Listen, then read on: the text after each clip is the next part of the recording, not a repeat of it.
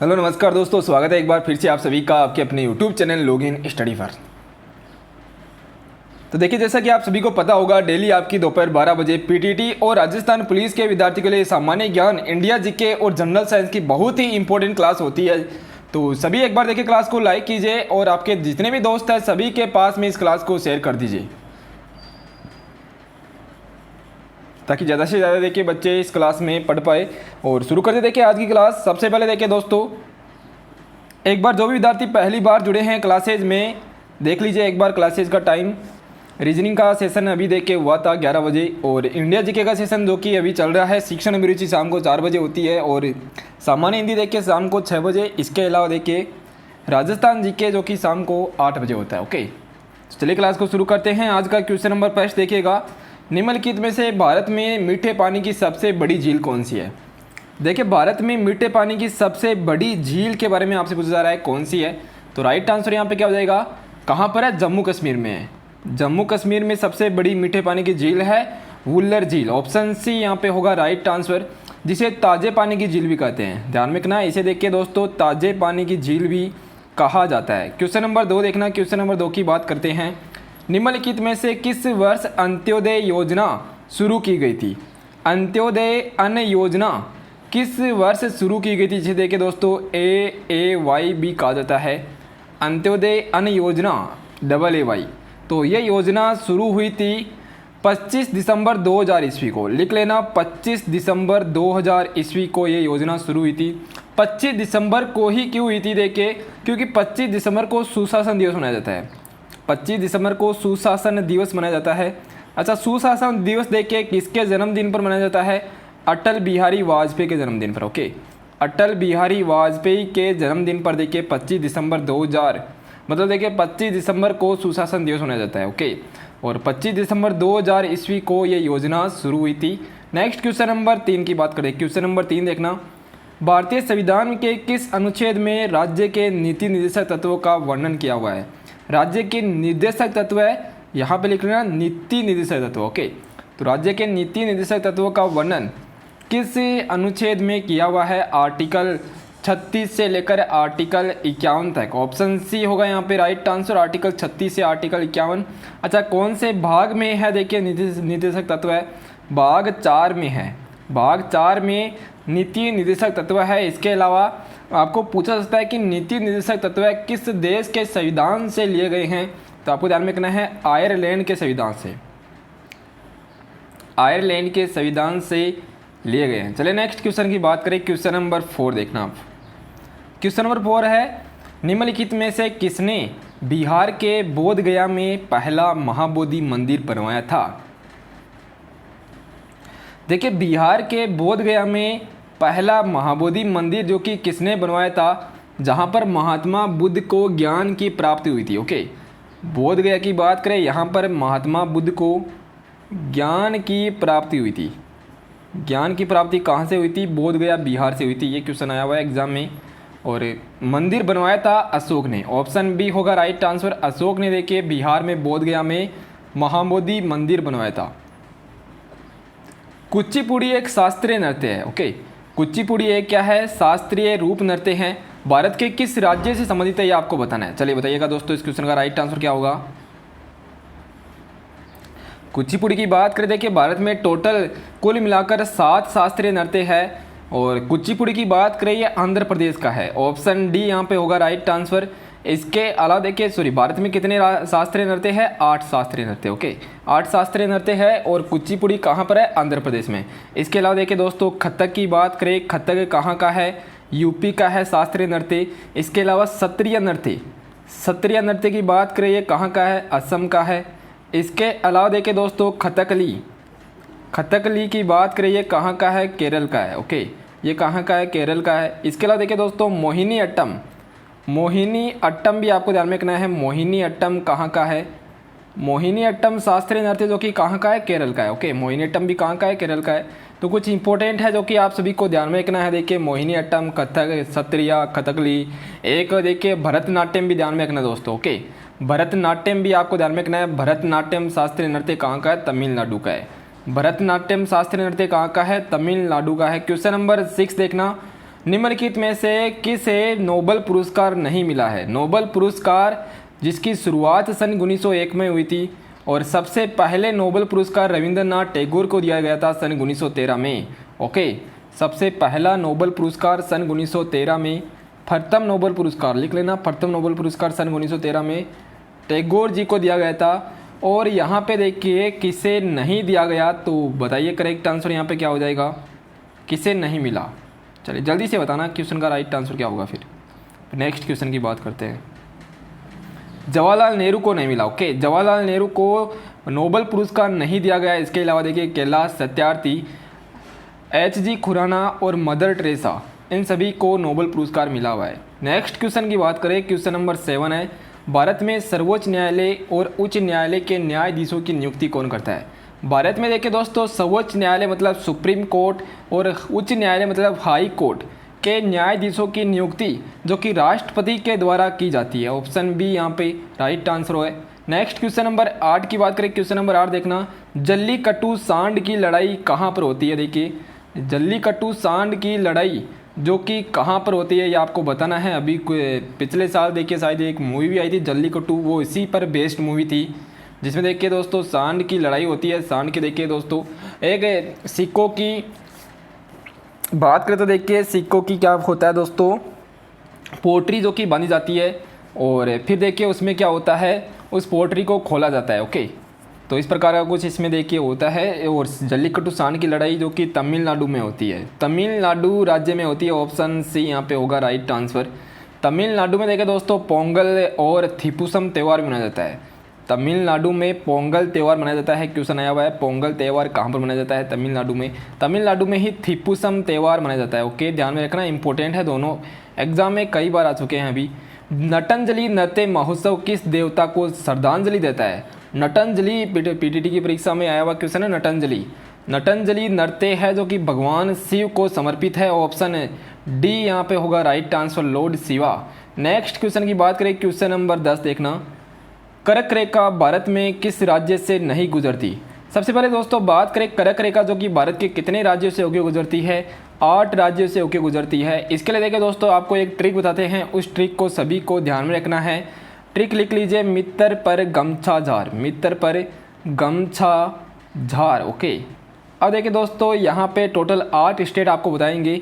मी से क्या हो जाएगा, देखिए मिजोरम हो जाएगा। ओके, मी से क्या हो जाएगा, मिजोरम हो जाएगा। तय से देखिए ओनली एक ही स्टेट का नाम आता है, त्रिपुरा।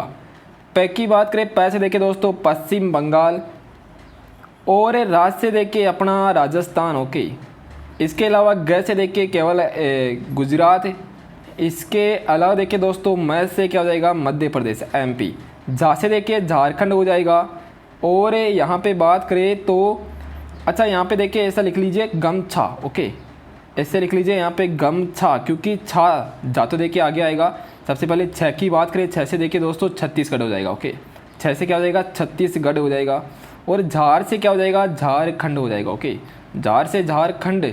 इस प्रकार से टोटल आप 8 राज्यों के नाम याद कर सकते हो केवल एक ही ट्रिक से कि मित्र पर गमछा झार। ओके, अब यहाँ पे देखिए कौन सा राज्य जो कि नहीं गुजरती, किस राज्य से नहीं गुजरती? महाराष्ट्र से नहीं गुजरती। ओके, महाराष्ट्र से नहीं गुजरती। इस प्रकार से आप लोग आंसर दे सकते हो। अब कैसा भी क्वेश्चन है आप लोग बता सकते हो। कर्क रेखा जो कि भारत के किसी राज्य से होके गुजरती है? ओके, भारत में राजस्थान में देखिए दोस्तों, राजस्थान में भी कर्क रेखा गुजरती है। आपको बताना है राजस्थान में किस जिले से कर्क रेखा गुजरती है।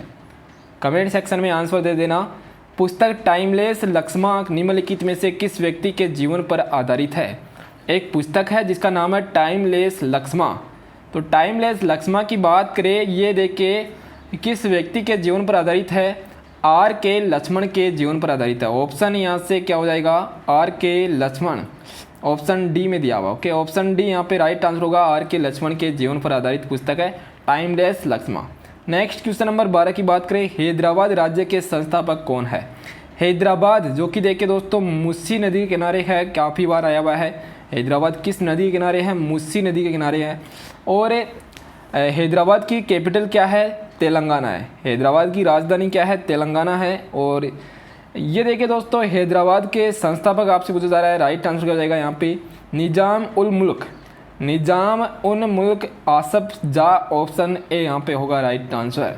आपको ध्यान में रखना है निजाम उल मुल्क, ओके, जो कि हैदराबाद राज्य के संस्थापक। नेक्स्ट क्वेश्चन नंबर 13, भारत के रक्षा बलों का सर्वोच्च कमांडर कौन है? भारत के रक्षा बलों का सर्वोच्च कमांडर कौन है, ये आपको बताना है। क्वेश्चन नंबर 13, भारत के रक्षा बलों का सर्वोच्च कमांडर कौन होता है? राष्ट्रपति होता है। ऑप्शन ए यहाँ पे होगा राइट आंसर। राष्ट्रपति का उल्लेख आर्टिकल 52 में, ओके, राष्ट्रपति का उल्लेख किसमें है? अनुच्छेद 52 में राष्ट्रपति का बारे में दिया हुआ है। क्वेश्चन नंबर 14 है, भारत में योजना आयोग का गठन किस वर्ष किया गया था? देखिए, भारत में सबसे पहले योजना आयोग का गठन हुआ था सन 1950 में। इसके बाद में देखिए योजना आयोग को 1 जनवरी 2015 को योजना आयोग का नाम बदलकर इसका नाम कर दिया गया नीति आयोग। अब देखिए नीति आयोग आपके एग्जाम के लिए इम्पोर्टेंट है। अभी कुछ दिनों पहले नीति आयोग के उपाध्यक्ष, पहले देखिए उसके उपाध्यक्ष कौन थे? राजीव कुमार थे। और अभी कुछ दिनों पहले इसके उपाध्यक्ष कौन बन गए? सुमन बेरी बन गए, ओके, सुमन बेरी जो कि इसके उपाध्यक्ष है। तो सुमन बेरी देखिए आपको ध्यान में रखना है, सुमन बेरी जो कि क्या है? नीति आयोग के उपाध्यक्ष बने हैं। और इसके अध्यक्ष की बात करें, नीति आयोग के अध्यक्ष देखिए भारत के प्रधानमंत्री होते हैं नरेंद्र मोदी। और इसके CEO लिख लेना, CEO कौन है इसके? बताइए जल्दी से। अमिताभ कांत, ओके, अमिताभ कांत जो कि इसके क्या है? CEO है। तो सबसे पहले आपको ध्यान में रखना है योजना आयोग, जो 1950 में योजना आयोग का गठन हुआ था। 1 जनवरी 2015 को योजना आयोग का नाम बदलकर नीति आयोग कर दिया गया। इसके अध्यक्ष देखिए दोस्तों प्रधानमंत्री होते हैं। इसके उपाध्यक्ष जो कि इम्पोर्टेंट है, एग्जाम में क्वेश्चन आ जाएगा, सुमन बेरी जो कि अभी कुछ दिनों पहले ही बने हैं। इससे पहले राजीव कुमार थे। और CEO देखिए अमिताभ कांत है। क्वेश्चन नंबर 15 की बात करें, राज्यसभा का सदस्य बनने के लिए न्यूनतम आयु कितनी होनी चाहिए? हमने देखे दोस्तों कल पढ़ा था कि लोकसभा का सदस्य बनने के लिए न्यूनतम आयु कितनी होनी चाहिए। तो आंसर क्या था अपना? 25 वर्ष था। लेकिन राज्यसभा का सदस्य बनने के लिए न्यूनतम आयु कितनी होनी चाहिए? राइट आंसर क्या जाएगा? 30 वर्ष हो जाएगा, ओके, 30 साल। ऑप्शन बी करेक्ट आंसर है, 30 साल जो कि राज्यसभा का सदस्य बनने के लिए न्यूनतम आयु होनी चाहिए। राज्यसभा का कार्यकाल, कल हमने देखा था कि लोकसभा का कार्यकाल 5 वर्ष का होता है, लेकिन राज्यसभा का कार्यकाल 6 वर्ष का होता है, ओके। प्रत्येक राज्यसभा का कार्यकाल कितने वर्ष का होता है? 6 वर्ष का होता है। ये भी आप सभी को ध्यान रखना है। क्लियर? नेक्स्ट क्वेश्चन की बात करें, क्वेश्चन नंबर नेक्स्ट देखना, नेक्स्ट क्वेश्चन है क्वेश्चन नंबर 16, स्वतंत्रता के बाद में भारत में कितनी बार राष्ट्रीय आपातकाल घोषित कर दिया गया? भारत में देखिए दोस्तों राष्ट्रीय आपातकाल की बात करें कितनी बार लग चुका है? 1 बार, 2 बार, 3 बार या 4 बार, ये ऑप्शन है। तो 3 बार भारत में अब तक राष्ट्रीय आपातकाल लग चुका है। 3 बार भारत में अब तक राष्ट्रीय आपातकाल लग चुका है। पहली बार कब लगा था? सन 1962 में लगा था। पहली बार सन 1962 में लगा था। और अगर हम बात करें दोस्तों इस समय भारत के प्रधानमंत्री कौन थे? जवाहरलाल नेहरू के समय, ओके, जवाहरलाल नेहरू के समय लगा था। दूसरी बार 1971 में लगा था। सेकंड बार देखिए राष्ट्रीय आपातकाल 1971 में लगा था। और तीसरी बार की बात करें तो राष्ट्रीय आपातकाल सन 1975 में लगा था, ओके। ध्यान रखना, देखिए तीनों क्वेश्चन इंपॉर्टेंट है, एग्जाम में पूछा जा सकता है। चलिए नेक्स्ट क्वेश्चन की बात करें। अच्छा, राष्ट्रीय आपातकाल का उल्लेख संविधान के अनुच्छेद 352 में है। राष्ट्रीय आपातकाल का उल्लेख संविधान के आर्टिकल किस में है? 352 में। नेक्स्ट क्वेश्चन की बात करें, नेक्स्ट देखिए क्वेश्चन नंबर 17 है, कौन भारत के राष्ट्रपति के द्वारा बुलाए गए दोनों सदनों की संयुक्त बैठक की अध्यक्षता करता है? भारत के राष्ट्रपति के द्वारा बुलाए गए दोनों सदनों की संयुक्त बैठक की अध्यक्षता किसके द्वारा की जाती है? राइट आंसर क्या हो जाएगा? लोकसभा के अध्यक्ष के द्वारा की जाती है, ओके।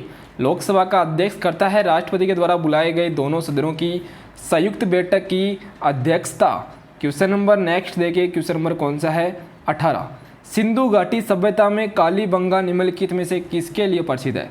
सिंधु घाटी सभ्यता में देखिए दोस्तों कालीबंगा सभ्यता की बात करें, कहाँ पर है? राजस्थान के हनुमानगढ़ जिले में, ओके, राजस्थान के हनुमानगढ़ जिले में है। किसके लिए प्रसिद्ध है? तो आप लोगों ने पढ़ा भी होगा राजस्थान जी के, तो देखिए रेगुलर पढ़ रहे हो। किसके लिए प्रसिद्ध है? मिट्टी के बर्तनों के लिए फेमस है, ओके। मिट्टी के बर्तनों के लिए क्या है? फेमस है। इसके अलावा कालीबंगा सभ्यता से 7 अग्निकुंड के साक्ष्य भी मिले थे, ओके। 7 अग्निकुंड के यहाँ से साक्ष्य भी मिले थे। ये भी आप सभी को ध्यान में रखना है। चलें नेक्स्ट क्वेश्चन की बात करें, क्वेश्चन नंबर 19 देखना। एक बार देखिए सेशन को लाइक कीजिएगा, जो भी स्टूडेंट अब जुड़े हैं एक बार सभी से रिक्वेस्ट है, आप लोग देखिए क्लास को लाइक और शेयर कर दीजिए ताकि सभी स्टूडेंट्स को इस क्लास से बेनिफिट मिल सके। फिर देखिए हम क्वेश्चन नंबर 19 की बात करते हैं। तो बंगाल के पहले गवर्नर जनरल कौन थे? बंगाल के पहले गवर्नर जनरल जिनका नाम क्या था? Warren Hastings. Warren Hastings Bengal के पहले गवर्नर जनरल है। ऑप्शन सी यहाँ पे होगा right answer. Next question number 20 की बात करें। क्वेश्चन नंबर 20 देखना, पानीपत का द्वितीय युद्ध किन दो सेनाओं के मध्य लड़ा गया था? पानीपत का दूसरा युद्ध जो कि किन दो सेनाओं के मध्य लड़ा गया था? कल भी देखे, शायद कल या परसों हमने पढ़ा था कि पानीपत का तीसरा युद्ध, पानीपत के तीसरे युद्ध की बात करें, अहमद शाह अब्दाली और मराठों की सेना के बीच में हुआ था तीसरा युद्ध। तो देखिए तीसरे युद्ध की बात करें, सबसे पहले 1761 में हुआ था, अहमद शाह अब्दाली की जीत हुई थी। लेकिन पानीपत के दूसरे युद्ध की बात करें, 1556 में पानीपत का दूसरा युद्ध हुआ था और अकबर और हेमू के मध्य हुआ था। अकबर और हेमू के मध्य हुआ था। ऑप्शन सी में दिया हुआ है, अकबर की जीत हुई थी। ओके, अकबर की जीत हुई थी। पानीपत का पहला युद्ध 1526 में हुआ था, बाबर और इब्राहिम लोदी के मध्य। और लोदी बाबर देखिए, बाबर की उसमें क्या हुई थी? जीत हुई थी। नेक्स्ट क्वेश्चन की बात करें, नेक्स्ट देखना क्वेश्चन नंबर 21 है, गद्दर आंदोलन में महत्वपूर्ण भूमिका किसने निभाई थी? बताइए दोस्तों, गद्दर आंदोलन में महत्वपूर्ण भूमिका किसने निभाई थी? राइट आंसर देखिए, गद्दर आंदोलन की बात करें, सन 1913 में गद्दर आंदोलन चला था। इसमें सबसे महत्वपूर्ण भूमिका हरदयाल ने, लाला हरदयाल ने निभाई थी। ऑप्शन यहाँ से बी करेक्ट आंसर है, लाला हरदयाल का देखिए इसमें महत्वपूर्ण योगदान था। नेक्स्ट क्वेश्चन की बात करें, क्वेश्चन नंबर 22 देखना, कौन सी काल्पनिक रेखा 0 डिग्री अक्षांश पर स्थित है?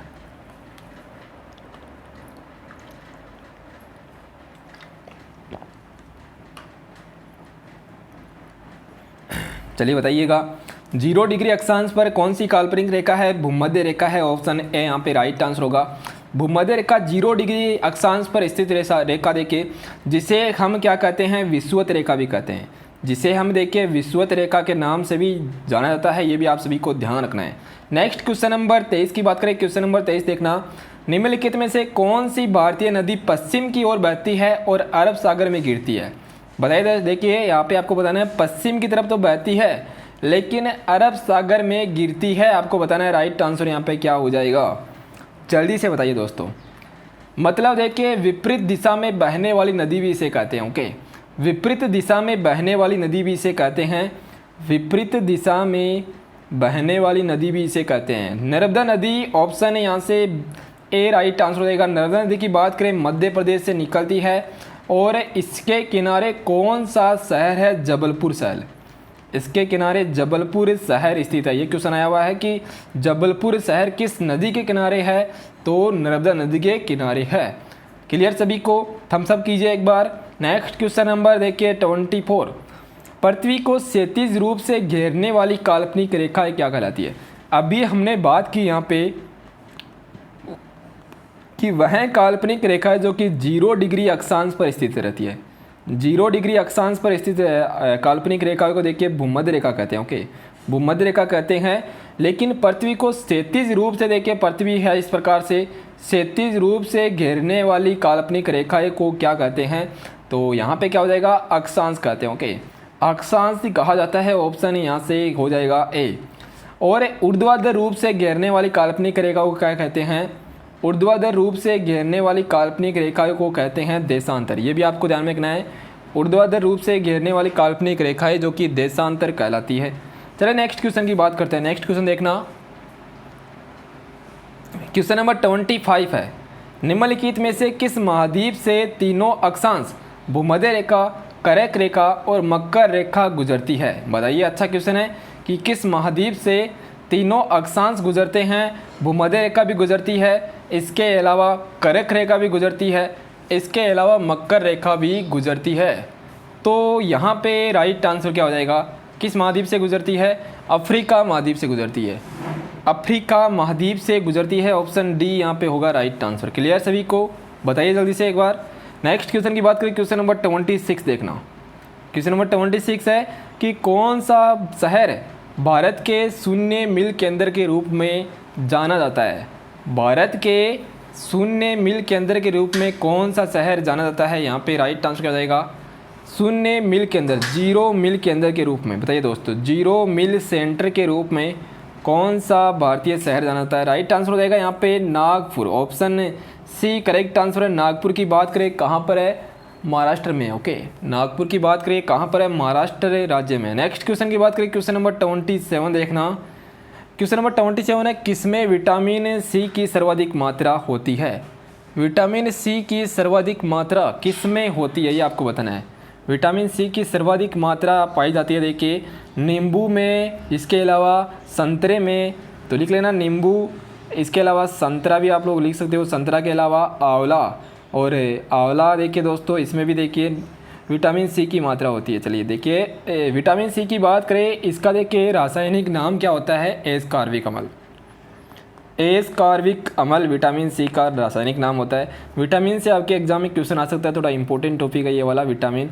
एस्कॉर्बिक अम्ल इसका रासायनिक नाम होता है। ओके, स्कर्वी रोग होता है इससे, स्कर्वी रोग होता है विटामिन सी की कमी से। तो 3 क्वेश्चन है, विटामिन सी की कमी से स्कर्वी रोग होता है, विटामिन सी का रासायनिक नाम एस्कॉर्बिक एसिड होता है, और विटामिन सी की कमी से देखिए विटामिन सी की सर्वाधिक मात्रा नींबू, आंवला, संतरा मतलब खट्टे पदार्थों में पाई जाती है। ओके, नेक्स्ट क्वेश्चन की बात करें, क्वेश्चन नंबर देखिए 28, निम्नलिखित में से कौन सी ग्रंथि वृद्धि हार्मोन का स्त्राव करती है? वृद्धि हार्मोन देखिए दोस्तों, ग्रोथ हार्मोन की बात करें जिससे देखिए ग्रोथ बढ़ती है, तो कौन सा हार्मोन है जिससे ग्रोथ बढ़ती है? राइट आंसर यहाँ पे क्या हो जाएगा? वृद्धि हार्मोन पीयूष ग्रंथि से होता है। पीयूष ग्रंथि से देखिए दोस्तों वृद्धि होती है, तो ऑप्शन बी यहाँ पे राइट आंसर होगा। इसके अलावा देखिए दोस्तों क्वेश्चन आया हुआ है कि बोनापन, बोनापन किस हार्मोन की कमी से होता है? तो बोनापन देखिए किस हार्मोन की कमी से होता है? थायरोक्सिन हार्मोन की कमी से। ओके, थायरोक्सिन हार्मोन की कमी से, थायरोक्सिन हार्मोन से बोनापन होता है, ये भी आपको ध्यान में रखना है। नेक्स्ट क्वेश्चन की बात करते चले, नेक्स्ट क्वेश्चन देखना। नेक्स्ट है क्वेश्चन नंबर 29, कौन सी नदी भूमध्य रेखा को 2 बार पार करती है? भूमध्य रेखा को 2 बार पार करने वाली, 2 बार काटने वाली नदी कौन सी है? राइट आंसर क्या हो जाएगा यहाँ पे? कांगो नदी। कांगो नदी जो कि भूमध्य रेखा को 2 बार काटने वाली नदी है, यह आपको ध्यान में रखना है। अमेजन की बात करें, अमेजन क्या है दोस्तों बताइए जल्दी से। अमेजोन नदी के बारे में हमने कल ही पढ़ा था, और नील नदी के बारे में हमने कल ही पढ़ा था। जल्दी से बताइए एक बार, अमेजोन और नील नदी के बारे में कल ही हमने देखा था कि अमेजन नदी और नील नदी के बारे में जल्दी से बताना है आप सभी को। हाँ बिल्कुल सही है, सबसे लंबी नदी। ओके, सबसे लंबी नदी कौन सी है? नील नदी है, और सबसे चौड़ी नदी कौन सी है? अमेजोन नदी है। तो ध्यान में रखना, विश्व की सबसे चौड़ी नदी कौन सी है? अमेजोन नदी है, और विश्व की सबसे लंबी नदी कौन सी है? नील नदी है। कांगो नदी जो कि भूमध्य रेखा को 2 बार पार करती है। क्वेश्चन नंबर 30 है, भारत के समुद्री मार्ग की खोज किसने की थी? बताइए जल्दी से। देखिए कर्क रेखा को 2 बार काटने वाली नदी कौन सी है? माही नदी है। ये भी आपने पढ़ा हुआ है कि कर्क रेखा को 2 बार काटने वाली नदी कौन सी है? माही नदी है। ओके, अब हम बात करें यहाँ पे कि भारत के समुद्री मार्ग की खोज किसने की थी? तो 1498 ईस्वी में वास्को डी गामा ने की थी। ओके, वास्को डी गामा ने 1498 ईस्वी में भारत के समुद्री मार्ग की खोज की थी। ऑप्शन यहाँ से ए होगा राइट आंसर। क्वेश्चन नंबर 31 देखना, यूनेस्को का मतलब क्या होता है? कल देखिए आपने पढ़ा होगा कि यूनेस्को दिवस कब मनाया जाता है ना, कल आपने पढ़ा था यूनेस्को दिवस कब मनाया जाता है। तो देखिए यूनेस्को की बात करें तो इसका अच्छा, कल हमने यूनिसेफ के बारे में देखा था ना, कल तो हमने यूनिसेफ के बारे में देखा था। आज देखिए दोस्तों हमें यूनेस्को के बारे में देखते हैं, तो इसका मतलब क्या होता है, इसका फुल फॉर्म क्या होता है। तो सबसे पहले इसका फुल फॉर्म देख लीजिए, संयुक्त राष्ट्र शैक्षिक वैज्ञानिक और सांस्कृतिक संगठन। संयुक्त राष्ट्र शैक्षिक वैज्ञानिक और सांस्कृतिक संगठन, इंग्लिश में देखिए United Nation Educational Scientific and Culture Organization. Okay, option से यहाँ पे राइट आंसर होगा। और इसकी देखिए दोस्तों बात करें, इसकी स्थापना सन 1946 में हुई थी, और इसके देखा हेड क्वार्टर कहाँ पर है इसका हेड क्वार्टर है पेरिस फ्रांस में। ये देखिए अंतर्राष्ट्रीय संस्थान है जितने भी, ये आपको ध्यान में रखना है। ये थोड़ा स्टैटिक जीके का टॉपिक है, तो एग्जाम में काफ़ी बार आ जाते हैं, लगभग सभी एग्जाम में पूछे जाते हैं। तो पेरिस फ्रांस में देखिए इसका क्या है, हेड क्वार्टर है। ओके, आपको देखिए करा देंगे, सभी क्लासेज में भी हो जाएंगे। बाकी देखिए हम ऐसा करेंगे, एक दिन देखिए जो भी टॉपिक वाइज है वो भी कर लेंगे ना। आपको बताना है, टॉपिक वाइज आपको पढ़ना है तो कमेंट सेक्शन में बता दीजिएगा। स्वराज मेरा जन्मसिद्ध अधिकार है और मैं इसे लेकर रहूँगा, इसकी वकालत किसने की थी? देखिए, स्वराज मेरा जन्मसिद्ध अधिकार है और मैं इसे लेकर रहूँगा, इसकी वकालत किसने की थी? राइट आंसर क्या हो जाएगा यहाँ पे? लोकमान्य तिलक ने। लोकमान्य तिलक ने कहा था कि स्वराज मेरा जन्मसिद्ध अधिकार है और मैं इसे लेकर आऊँगा। नेक्स्ट क्वेश्चन की बात करें, क्वेश्चन नंबर 33 देखना, फोटोग्राफ में कौन से रसायन का प्रयोग किया जाता है? देखिए, फोटोग्राफी की बात करें, फोटोग्राफी में कौन से रसायन का प्रयोग होता है? राइट आंसर यहाँ पे क्या हो जाएगा? AgBr का। ओके, AgBr का फोटोग्राफ में देखिए प्रयोग होता है। AgBr की बात करें, AgBr क्या होता है? Silver bromide. Okay, silver, Ag का मतलब क्या होता है? सिल्वर होता है, Br मतलब ब्रोमाइड होता है। ऑप्शन बी यहाँ पे होगा राइट आंसर। सिल्वर ब्रोमाइड का उपयोग फोटोग्राफी में किया जाता है। एग्जाम के लिए इंपॉर्टेंट क्वेश्चन है थोड़ा। नेक्स्ट क्वेश्चन नंबर 34 है, मानव रक्त में प्लाज्मा का प्रतिशत कितना होता है? मानव ब्लड में बात करें दोस्तों, प्लाज्मा जिसका प्रतिशत होता है 55%। देखिए, मानव ब्लड में क्या होता है? प्लाज्मा होता है। ऑप्शन यहाँ से डी करेक्ट आंसर होगा। Okay, option D right answer है। नेक्स्ट देखिए, आज का लास्ट क्वेश्चन है, ट्रेकोमा किसका रोग होता है? देखिए, ट्रेकोमा रोग की बात करें, किस में होता है? आँखों में होता है। ओके, ट्रेकोमा रोग की बात करें, किस में होता है दोस्तों? आँखों में होने वाला रोग है ट्रेकोमा। ऑप्शन बी यहाँ पे होगा राइट आंसर। तो देखिए दोस्तों, ये आज का अपना सेशन था जो कि आई होप आप सभी को बहुत ही अच्छा लगा होगा। आपके लिए देखिए एक क्वेश्चन है, इस क्वेश्चन का आंसर आप सभी को कमेंट सेक्शन में छापना है कि भारतीय संविधान का निर्माता किसे कहा जाता है। ओके, ये आप सभी के लिए कमेंट सेक्शन के लिए क्वेश्चन है। अगर आपको आता है तो इस क्वेश्चन का आंसर कमेंट सेक्शन में देना, बाकी नहीं है तो देखिए दोस्तों, कल इस क्वेश्चन को, इसके साथ में काफ़ी सारे क्वेश्चनों को हम डिस्कस करने वाले हैं। सेशन अच्छा लगा तो सेशन को देखिए दिल से लाइक करना, अपने दोस्तों के साथ में शेयर करना। चैनल पे अगर आप लोग पहली बार जुड़े तो चैनल को सब्सक्राइब कर लेना। यह क्लास आप सभी के लिए देखिए रेगुलर देखिए 12 बजे चलने वाली है। अगर आपका रिस्पांस अच्छा रहता है तो देखिए बिल्कुल डेली ये क्लास चलने वाली है। ओके, धन्यवाद। मिलते हैं फिर नेक्स्ट 4 बजे वाले क्लास में, तब तक के लिए देखिए दोस्तों धन्यवाद।